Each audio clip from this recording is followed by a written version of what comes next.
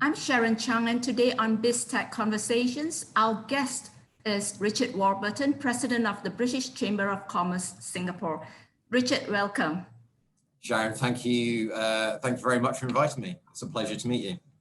Okay, Richard, could you give us a quick overview of British Chamber Singapore and its objectives, and also your role in engaging the key stakeholders? Yeah, so the British Chamber of Commerce in Singapore is really a membership-based organisation there to support and promote growth across our member companies within Singapore and the wider ASEAN region. We actually have about 400 member companies, and within that there's about 4,000 members that are directly engaged with the Chamber. And as part of the work we do, we also look to support the wider ecosystem. So how we can create a ripple effect into Singapore and beyond. Our purpose, as I say, is really to help businesses grow in Singapore. And we do that through a number of ways. One is to help them build networks. The other is to create opportunities. And the other is then to connect businesses as well. Yeah, we're very fortunate. We are one of the largest chambers in Singapore. We have a team of full-time team of 12 members of staff led by an executive director called David Kelly. And then we have 12 business committees, which have about 200 members engaged in those committees. And I say, really, my role as president is almost a figurehead sitting over all of the infrastructure that we have. You know, I'm very privileged. I've got a very strong team there supporting and who do a lot of the heavy lifting and the work. And really, in terms of my engagement, you know, my role is there to, as you say, to engage with key stakeholders. So that is our members. That's both the Singapore and the UK governments and their trade bodies as well. I also engage with the other chambers that operate in Singapore, and also the business federations that work in Singapore as well. So yeah, quite a large remit to support our members. So Richard, I mean, because of the pandemic, businesses obviously has been affected or impacted tremendously. So what do you hear from your members? How badly were they impacted, and how much the Singapore government has been actually assisting in that area? Yeah, I mean, it's a very good question. I think actually what we've seen through this year is actually, as this pandemic has extended on, I think the member needs has evolved over time. I think initially through March, April, May, there was a lot of uncertainty. A lot of businesses were unsure around how long the pandemic was going to impact. Obviously, we had constraints around employment passes and around travel, and there were specific asks around that as well. And as we've gone on, I think businesses have almost accepted that, you know, this is business as usual now, and they have to operate within that. One of the things we have done regularly as a chamber is actually engage with our members through surveys. We've done surveys on the impact of COVID, the impact of travel, the impact of employment restrictions. And that, you know, there's a lot of rich data that's come from those surveys for members. And actually, we've been very fortunate that we've been able to engage regularly both with you know, Singapore agencies and the UK to basically express the needs of our members to the two governments. But also, we've also had that opportunity to express to both governments how our members feel in terms of their confidence levels in Singapore and you know, their look forward positions as well. So, you know, some of the most recent surveys, you know, over 3/4 of our members say they've got, you know, they express an underlying confidence in Singapore. This is the right place to be. And actually they want to continue using Singapore as a springboard to extend into the wider ASEAN business. You know, and actually 3/4 of those members also want to grow, and they've stated they're going to hire in the next 6 months. So I think it's very important, you know, for us as a chamber to take those messages back to government. to help inform government policy and thinking moving forward.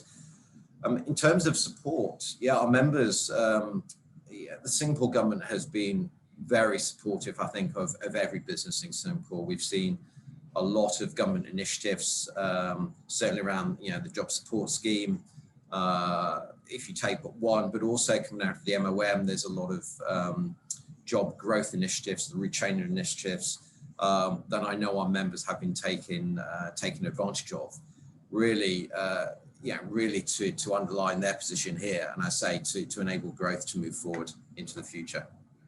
Yeah, obviously, when it comes to hiring of talent, Richard, there are many challenges and obstacles, right, faced operating in Singapore. So what can you maybe share with us, what kind of collaborations with the Ministry of Manpower and Workforce Singapore to overcome all this? Yeah, I think, I think in the early days of the pandemic, Singapore, quite rightly at that time, put a lot more restrictions in around issuance of employment passes. And, we had direct feedback from our members that EP applications were being declined. And I think, the positioning from the government was, well, if people can't get here because of travel restrictions, then, why should we issue the employment pass? I think what we've seen latterly is some relaxation of that. So where companies did have employees stuck outside the country, they've now managed to get in. We are starting to see the issuance of employment passes starting to flow again. But the government is very keen to ensure that future issuance of employment passes, work passes, in line certainly with the fair consideration framework. We recognise, and our members recognise that we operate within Singapore as guests within the country, albeit 2/3 of our member organisations employ Singaporeans, so we're very much, our members are very much embedded here as businesses.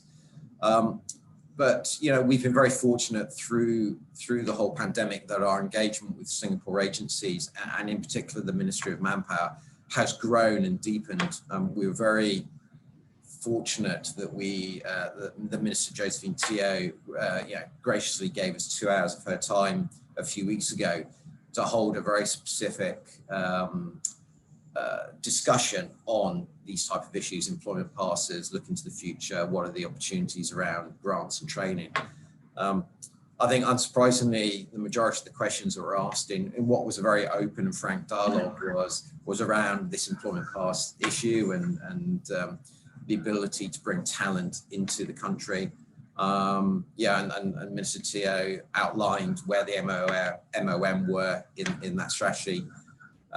We'd also recently done our annual Manpower survey a couple of weeks before that dialogue, and it was good to see the Minister referring to our survey as well. So, I'd say the MOM have been very supportive of our members, but also of the wider business community within Singapore, recognising that one of the ways to get out of the pandemic is obviously through growth and business growth. Yeah. So, but Richard, which sectors of the industry actually face the most challenges when it comes to work pass holders re-entering the country? Well, in terms of, I think we've gone through the challenges of the re-entry. So I think where maybe 6 months ago we did see that people with work pass and EPs might have been struggling to get back in. I think we've gone through that. Actually, the big concerns that we heard from our members, around June, July time, take one sector, for example, specifically education. There's a lot of international schools here.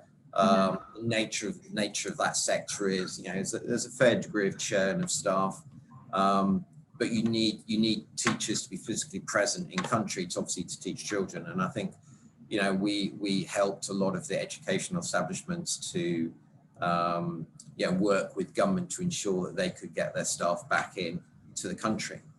So that was one area. What has been interesting though is, and the last 9 months have proven, is a lot of people have been very adaptable and flexible to remote working.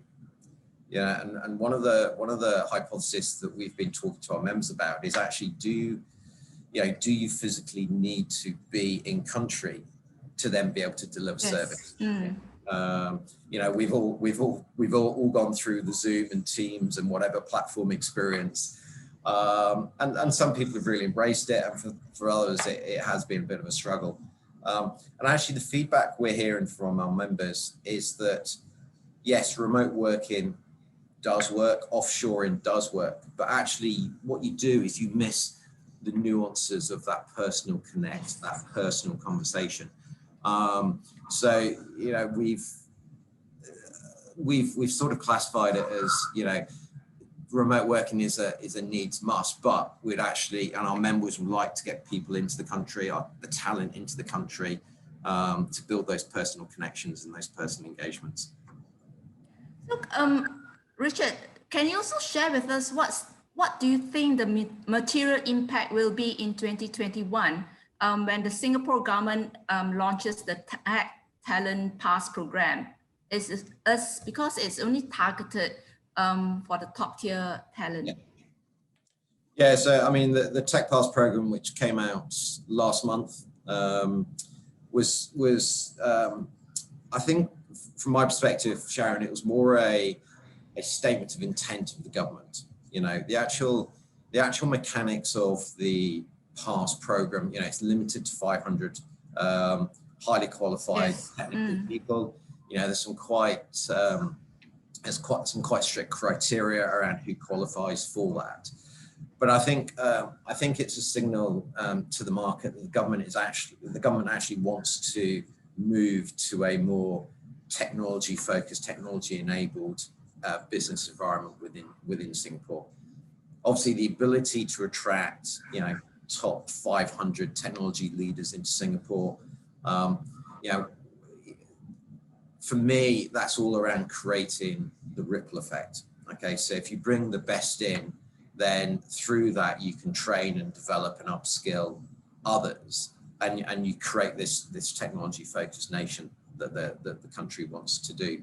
I think you have to look at the Tech Pass in conjunction with all the other government support programs which are in place at the moment, and also the overlying initiatives that the government have, for example, around the Smart Nation initiative as well. So, I think it's a very positive thing.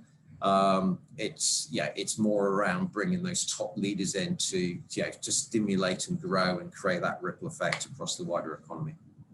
So how will it actually affect your members in the different sectors?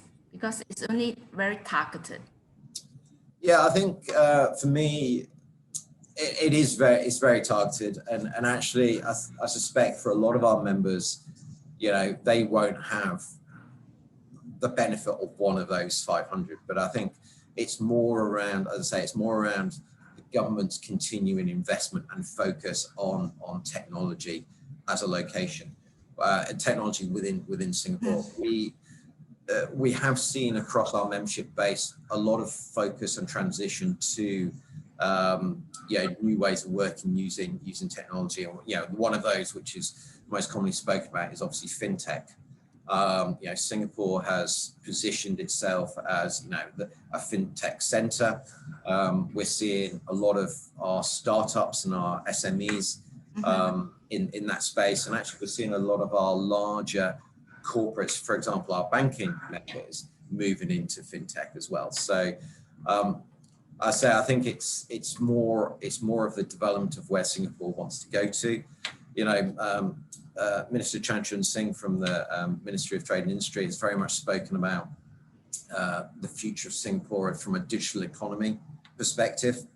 So I think all of that will actually benefit our members as we move forward. The recent signing of the RCEP, the Regional Comprehensive Economic Partnership agreement, it's seen to be as a boost for trade. So, but in your opinion, Richard, how will the region be impacted? Yeah, so it's very interesting. Obviously, from a British Chamber perspective, we've been very much focused on the free trade agreement between the UK and Singapore, and obviously that was signed recently, which is a really a positive step for our members to provide surety, both for UK businesses exporting to Singapore and for Singapore businesses exporting back to the UK. I think what COVID has done is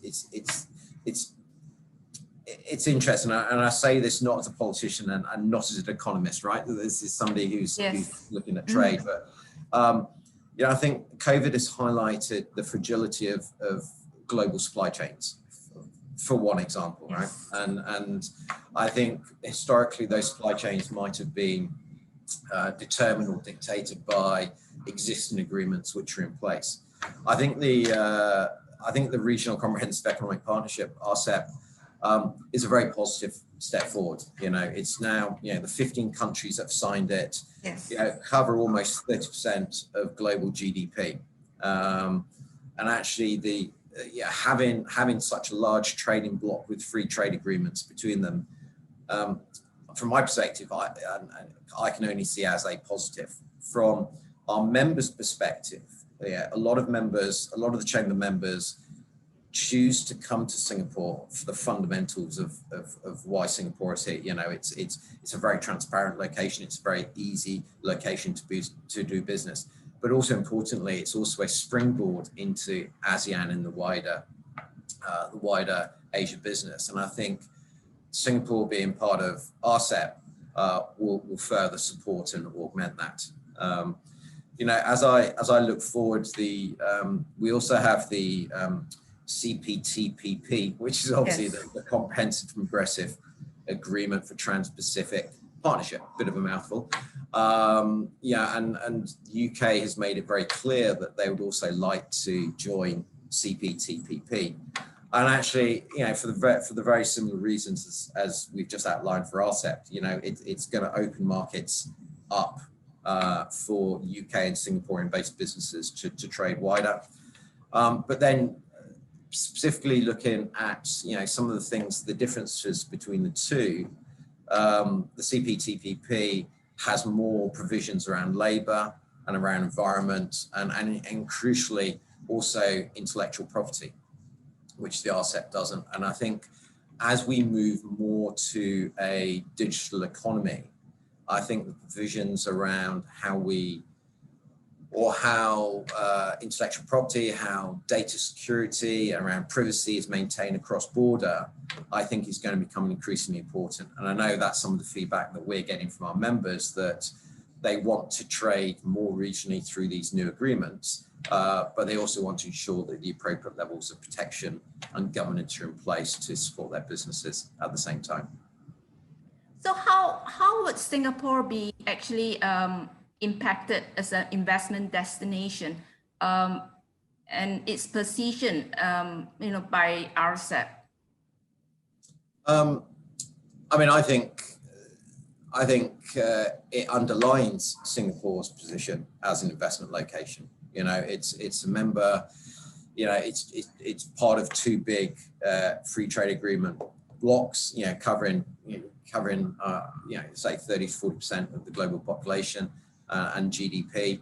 I think the fundamentals of why people choose to invest in Singapore remain, and they've just been augmented with this additional extensions across ASEAN and the Pacific region. So the feedback from our members has been very positive about these both agreements, and they are genuinely excited around the future as well. So, but Richard, compared to neighboring countries, Singapore is seen to be at a high cost. Other regional players, the cost of operation and so forth are much lower. So how do you see that? What's your opinion in that? You see investments from Singapore moving out? I think undeniably there is a cost delta between Singapore and other markets. But actually, I think the way the government here have publicly stated their intention to move to higher value industries, you know, the technology industries, the R&D industries. They've also focused on that they want to have, it's about quality of people coming into the country rather than the quantity of people. I think the way, my view is that, there's a role for every country within the region. We spoke about the fragility of supply chain earlier, and I think, there is going to be a need for a diversified engagement across all geographies. The ability to trade through the new agreements without tariffs, I think it's going to make it more cost effective. And I think there's going to be a different focus on different sectors and different economies within each of the countries around ASEAN as well. So let's talk about the new administration in the US now. How would the President-elect Biden's administration affect Singapore businesses and also in the region? Well, I think it's very early days in terms of President-elect Biden's tenure, and I think he has the few policy statements that he has come out and said is he wants to change the narrative around Asia. I think America has, for its own reasons, pursued quite a nationalistic agenda over the last 4 to 5 years. President-elect Biden has said that he wants to be more collaborative, more engaging, and I think anything that promotes more globalization, more movement of goods and services, of talent around the world and into Asia will be a positive thing moving forward as well. So is it the business community's expectation that Biden will take actually a softer stance on China?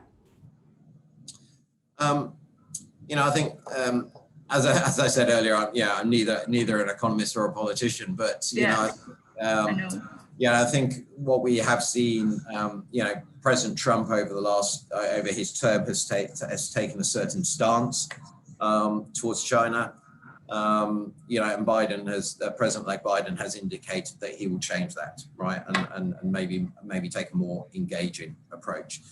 I think China being part of the RCEP, the Regional Comprehensive Economic Partnership, I think is a positive step forward in terms of promoting and supporting intra-regional trade as well. I think again, from my perspective, any approach which promotes and supports global trade is a positive thing. So Richard, moving to 2021, what specific activities or goals will you be doing for your members? Yeah, it's a great question. 2020 for us and for every business globally and every chamber globally has been a very challenging year. Last year, incredibly proud of the team led by David Kelly, the executive director here.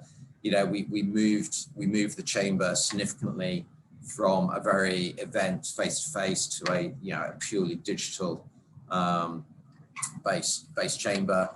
A lot of positive feedback from our members. So last year, or this year, because we haven't finished yet, this year has been around listening to members, around giving them what they need. A lot of, we've gone complete digital, as I say, a lot of free webinars, a lot of free engagement sessions. As I mentioned earlier, the Singapore government has been very open with its time. We've had a lot of roundtable discussions with, the MOM and MTI and the like.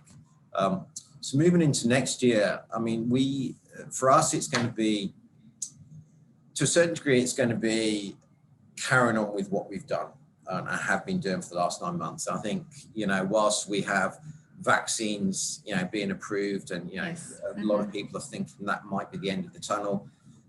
The reality is potentially we're in this situation for another 3 or 6 months. Our members want to keep getting high quality content. They want to keep hearing from government. They want to keep hearing from peers, and we'll keep organising that. We, as a chamber, we have 5 core themes which carry on into next year. The future of work, and the future of trade, the future of education, all very important factors that we've seen. Sustainability is going to become an increasingly important area of focus. I know the Singapore government has made some very strong commitments. The UK government is hosting COP26 next year. So sustainability, climate change, resiliency is a real area, and an area that our members are really pushing us for as well. And then our continuing focus on diversity and inclusion, an increasingly important area of focus. We have latterly, as I said earlier, we've latterly just seen the free trade agreement signed between Singapore and the UK. So how we leverage that, how we support our members, grow that. We have a very active trade services team within the British Chamber. We've supported over 200 British business inquiries around how we grow into Singapore. And we're anticipating that to further grow and increase moving forward as well. The government wishes to enter the CPTPP next year as well. And also Singapore and the UK have announced that they're negotiating a new digital economy agreement, a partnership moving forward as well. So there's some very exciting times that are going to come up, I think, over the next 12 months. For the Chamber, we'll be there to support our members on that journey. We'll be there to provide feedback from our members to both Singapore and the UK governments. And for me, it's just really going to be an exciting year, building what we have achieved this year as well. Okay, thank you, Richard. Thank you so much for taking the time to share your views. I've been speaking to Richard Warburton, President of the British Chamber of Commerce Singapore. For more business and technology conversations, go to www.biztech.asia.